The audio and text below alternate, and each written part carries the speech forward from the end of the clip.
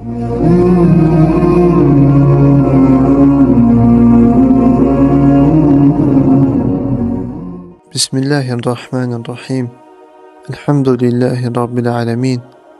Vessalatu vesselamu ala seyyidina ve habibina Muhammed ve ala alihi ve sahbihi ecma'in. Amma ba'd. İmam Abdülfettah Ebu Gudde'nin Qiymetü Zaman İndel Ulema kitabından bazı hissələri oxumağa davam edirik.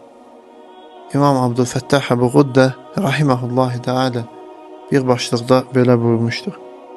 Qale İmam Gazali fi kitabihi Bidayetül Hidaye. İmam Gazali Bidayetül Hidaye kitabında belə buyurmuşdur. Ve avqatuka umruk ve umruka ra'su malik ve aleyhi ticaretuk ve bihi vusuluke ila na'imil ebedi fi cibarillahi teala. فكل نفس من أنفاسك جوهر لا قيمة له إذ لا بدل له فإذا فات فلا عودة له. Sənin vaxtların ömründür. Ömrün isə baş sərmayəndir. Onun vasitəsilə əbədi nemətə Allahın huzuruna çatacaqsan. Hər bir nəfəsin dəyərli bir cəvhərdir. Çünki onun əvəzi yoxdur. O keçib getdikdə geri qayıtması mümkün deyil.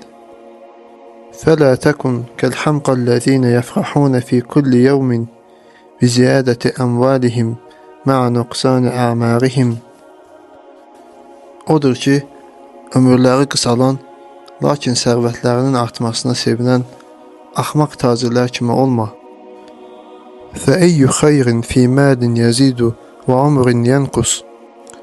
Malın artması və ömrün azalmasında hansı xeyr ola bilər ki?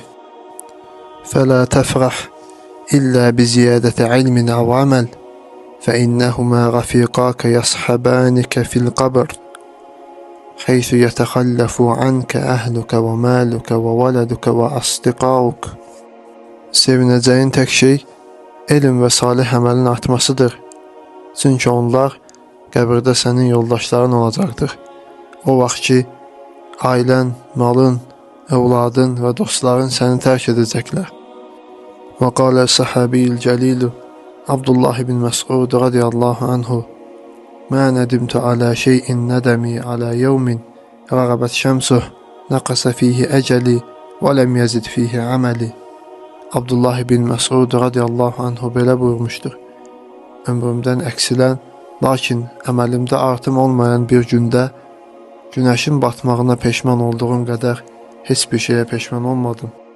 Və qaləl xəlifətü salihu Ömər ibn Abdüləziz radiyallahu anhu: İnnəl leylə və nəhərə ya'mələni fik fə'məl fihimə. Ömər ibn Abdüləziz radiyallahu anhu belə buyurmuşdur. Həqiqətən gecə və gündüz sənin üzərində işləyir. Elə isə sən də onlar üçün çalış, vaxtını dəyərləndir. Vəlhamdülillahi Rabbil alemin.